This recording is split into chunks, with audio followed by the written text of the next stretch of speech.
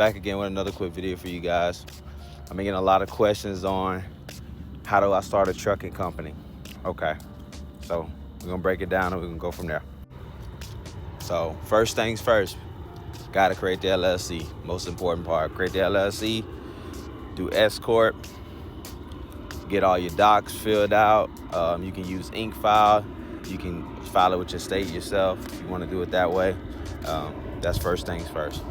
Second thing, you want to start your insurance quotes. Start getting your insurance quotes with as many companies as possible. The best two probably to start off is going to be either Geico or it's going to be Progressive. Progressive has a really, really high deposit though, so you have to watch out for that. If you don't have the funds for a deposit, theirs usually really, really high right now. It's crazy actually. And then Geico is going to be the second best starting our policies. There are other companies like Great Western and stuff like that, but usually those companies, they want to work with companies who are already established, a year to 2 years already into the business. But don't let that stop you from trying to get quotes anyways. Go with as many different agents as possible. Some of these agents want to make large profit margins on you. So just quote with as many agents as possible and get the numbers that work best for you. Okay, so while you're trying to get the quotes for the insurance, you're going to be working on getting your MC and DOT. Now the DOT is free through FMSCSA.gov. That's where you're going to go to get your MC and DOT. DOT is 100% free. I feel like you even thinking about getting in trucking or you ever thought about getting into trucking, you should at least get your DOT number. Now, you have to have insurance on file with the state to get insurance. There are little tricks though. Say you really can't afford, to jump on, but you're gonna be in the industry at one point. You can go get something like a passenger van if you got a passenger van, or a little cargo van, a little Sprinter van. Those are super cheap and they can still hold the value of keeping your MC and DOT growing. Okay, now the MC is gonna run you about $300 to get the MC set up.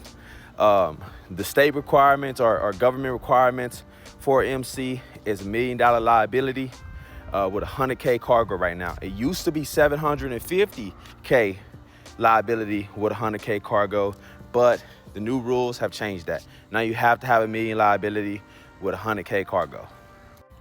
Okay, so after you get the MC and the DOT set up with the state, FMSCSA, so I'm in Texas, I get my DOT with Texas. MC number means you can go anywhere. So once you get that stuff done, before you pay your insurance, before you start your policy, make sure whatever truck or trailer, so if you're gonna be hot shotting gooseneck, whatever gooseneck with a dually, I do recommend dually for hot shot, and I don't recommend 250s. They do not last long.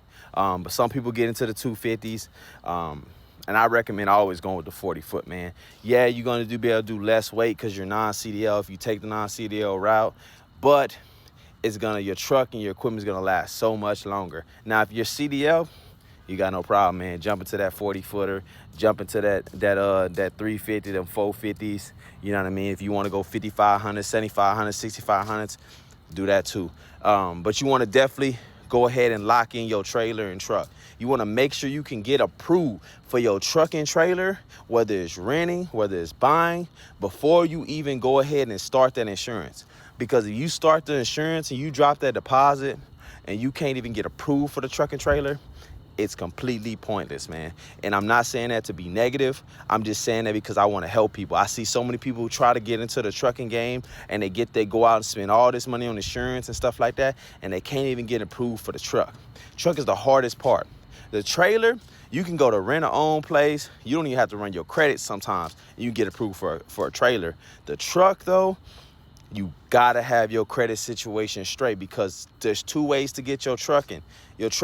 Well, like I said, cargo van, box truck, Sprinter van, hot shot, semi, regardless of way you do it, there's two ways to do it. You can do it on your business credit and you can do it in your personal name. If your personal name isn't good enough, your credit isn't good enough, yes, you can get in your business credit, but keep in mind, they're gonna shoot you with a skyrocket interest rate. I'm talking about it's gonna be crazy, man. I'm talking about if it's your first unit in your business name, you can expect 25 to 30% interest rate, something honestly ridiculous, man. So unless you got a large lump sum to put down to make it to where that doesn't really affect you, just make sure you can get approved. That's the next biggest thing I could say.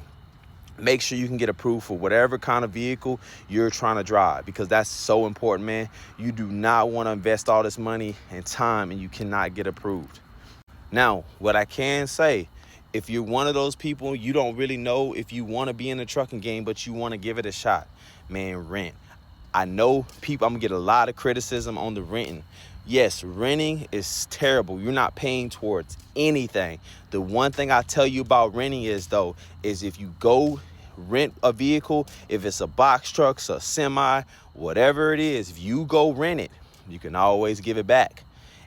And that's a good thing, because you don't want to mess your credit up over a situation that you thought you was going to want to be in and you're not going to be in. So renting is beneficial if used the right way. It's not beneficial if used the wrong way. If you just go sign a contract for 2 years on a box truck, because they try to do that, and you sitting there giving somebody $2,000 plus mileage and you're paying all this money to them, it's pointless. But if you go get in a non-contract, you can give it back whenever you want, and it benefits you to see if that's something you want to do, or help you stack your money until you can afford a down deposit to do what you want to do. I suggest renting.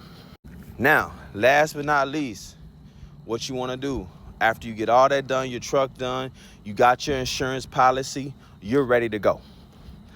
The biggest thing I'm going to tell you guys, stay away from TQL, Total Quality Logistics.